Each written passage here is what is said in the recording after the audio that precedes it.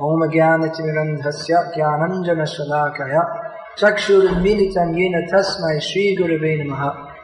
We spent the last 2 days visiting various temples in this temple city of Kanchipuram.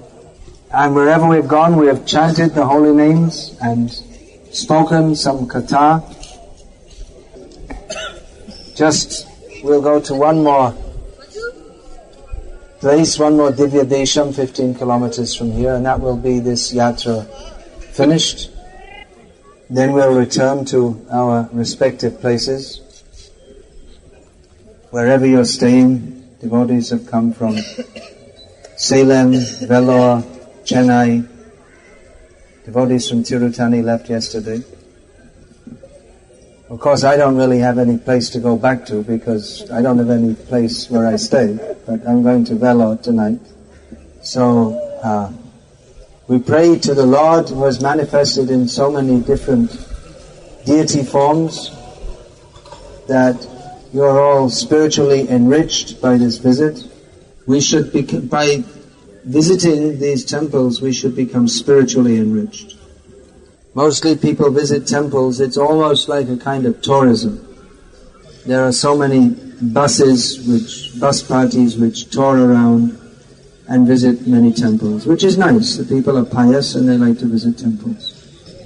But when we visit with devotees who have dedicated their lives, or whose purpose of life is to surrender to Krishna, then we get the enrichment of that association. And then we realize what is the actual purpose of visiting these temples.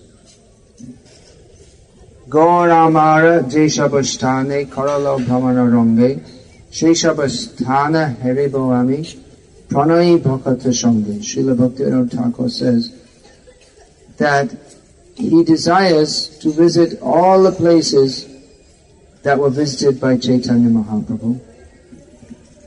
Specifically, he says, I want to visit in the association of loving devotees. Chaitanya Mahaprabhu visited so many Divya Deshams and Tirtha Sthalams when he was traveling throughout India, especially in South India. So, of course, he also visited here. So this is also, we say Divya Desham, but for the Gauriya Vaishnavas, it's even more important as Gaura Padankita Desha, the place where Chaitanya Mahaprabhu has placed his lotus feet. Now, seeing all these temples, we can see that in the past, the people gave much importance to building tremendous temples. And these are really something very special and wonderful. Unfortunately, the temples nowadays, they're mostly not being maintained nicely, and even though many thousands of people are visiting, the condition of the temples in most cases is not very good. So one of the important duties of this Krishna conscious movement is to revive this godly culture throughout this sacred land of Bharata. That the people of this Bharata Varsha, they do not realize how great is their own culture. So the Krishna conscious movement is meant for waking the Indian people up. Jeev jago, Gora Chanda bole, Koto nidra jao maya, pisha chira kole. That coming to these temples, we should have the realization how great is the Lord and how it is our duty to surrender our life in His service. That there is nothing of any value but surrender at His lotus feet. If this realization comes, then our visit to the holy place is complete. By visiting these temples, we should have this realization that we also have to build a temple. Everyone has to build a temple. You may say, well, I'm only earning 2,000 rupees a month, so how can I build a temple? No, you all have to build a temple at least as good as this temple. Everyone has to build a temple in their heart. That means that we should make our heart completely pure and make our heart full of bhakti, so that our heart is full of worship for the Lord. That is the meaning of a temple. The main meaning of a temple is not the architecture. The architecture is only an expression of our bhakti. But if there is no bhakti, then the architecture has no meaning. So the heart has to be pure, and then the Lord will be very happy to be worshipped in that temple. So if our hearts are pure with love for the Lord, then that will be the best offering to Him. Patrang pushpang phalang toyang yo me bhaktya prayachati tadahang bhakti upahritam ashnami prayatatmanaha. So out of all these things, which is the best thing to offer the Lord? The patra, the pushpa, the phalam, or the water? What do you think? Any suggestions?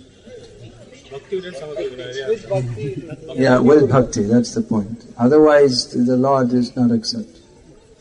So we have to increase our bhakti by chanting the names of the Lord, associating with devotees, studying Srila Prabhupada's books. But the sankalpa should be there, that I must give this life to Krishna. That the purpose of my life is to satisfy Krishna. And if we have this inspiration and determination to serve Krishna, then others will also, they'll be inspired by that. Everyone in the material world is suffering. And especially in the modern age, in the name of progress, life is becoming more and more and more miserable. This is the so-called progress. So when people see that the devotees of Krishna are chanting and dancing and spiritually happy in Krishna consciousness, then people will want to themselves take part in this. So this is how to revive this great culture. How shall we do that? We shall do that beginning with ourselves. Bharata bhumite hoilo manusya janmaja janma shata kari karo para upaka. We cannot benefit others unless we ourselves have something to give them. So let us make our commitment to Krishna consciousness very strong, and by doing that, we ourselves will feel that this is so wonderful that we must try to share this with others. We are asking you to take part in the preaching of this Krishna conscious movement. But actually someone who's experiencing this Krishna Bhakti and the mercy of Chaitanya Mahaprabhu, then automatically they will want to communicate that to others. So in this sacred place sanctified by the lotus feet of Chaitanya Mahaprabhu and so many great devotees since time immemorial, let us pray to the Lord for His mercy that we may be fixed in His devotional service and do something to help His mission to spread that to others. The most important thing is to chant the names of Krishna. Kanchipuram is a place of sacrifices. Yajna is performed with mantras and offerings into the fire. In the Kali Yuga, the only yajna that can be fully successful is Sankirtan Yajna. So this Sankirtan Yajna, the mantra is Hare Krishna, Krishna Krishna, Hare Hare, Hare Rama, Rama Rama, Hare Hare. Hare Krishna, Krishna Krishna, Hare Hare, Hare Rama, Rama Hare Hare. And we offer ourselves as the offering, our whole very being, into the fire of the Sankirtan Yajna. Krishna Varnam Tvisha Krishnam Sango Pangastra Parshadam Yagyai Sankirtana Prayar Yajantihi Sumedasaha. So you're all very spiritually intelligent people taking part in this Sankirtan Yajna.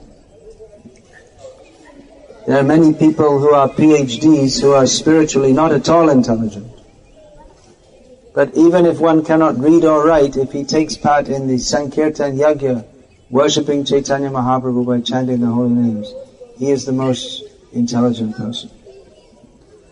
So in Chaitanya Charitamrita Prabhupada recommends that we get a PhD from Chaitanya Mahaprabhu.